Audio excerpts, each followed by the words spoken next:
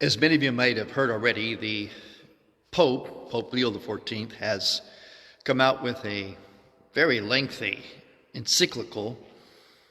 It was presented as focusing on this whole issue of AI, artificial intelligence. The encyclical actually is more about the Church's whole approach to things like this, not just AI, but it does focus on AI in the third chapter. This lengthy encyclical is 5 chapters long. The third one focuses on AI. You see, what happens with modern day humanity, the modern world, technological world, we're very anxious to create things, to make things, to do things. And we get very proud about them and very anxious to have them get out on the market and become the way. But in that haste, we don't often understand what the full extent or effect of them will be. The only entity that has that longer range vision, fuller vision, is the church.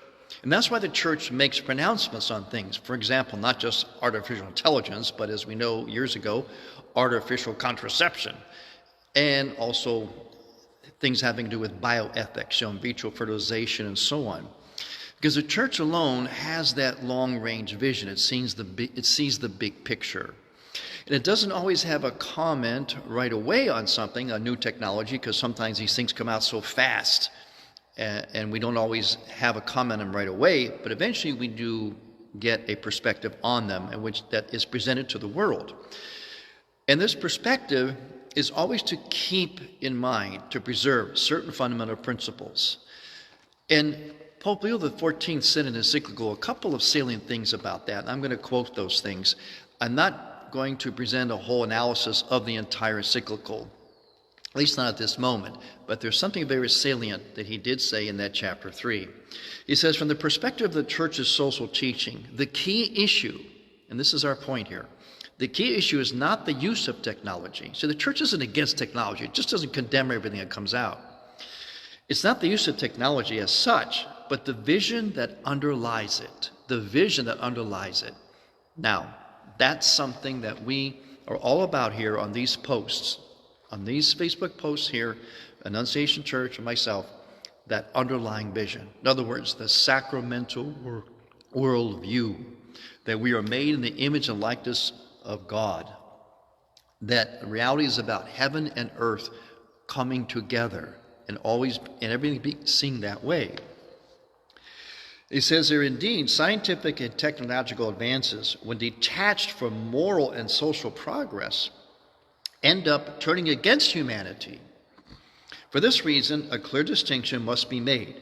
It is one thing to integrate technology with a human-centered relational vision.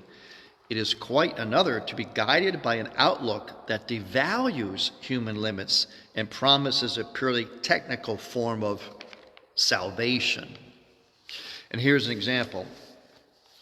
This is what he says. This is paragraph number 100 of the encyclical, chapter 3. The artificial imitation of positive human communication, words of advice, empathy, friendship, even love, can be engaging and at times genuinely helpful. In other words, relating to people who are AI through technology. However, for less discerning users, it can also be misleading, creating the illusion of relationship with a real personal subject. The illusion of relationship with a real personal subjects. When words are simulated, they do not build genuine relationships, but only their appearance.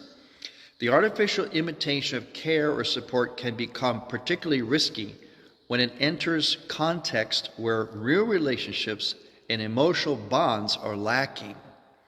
Here, and this is really important, here the danger is not so much that a person may believe they are communicating with another person, but rather that they may gradually lose the very desire to form genuine human connections.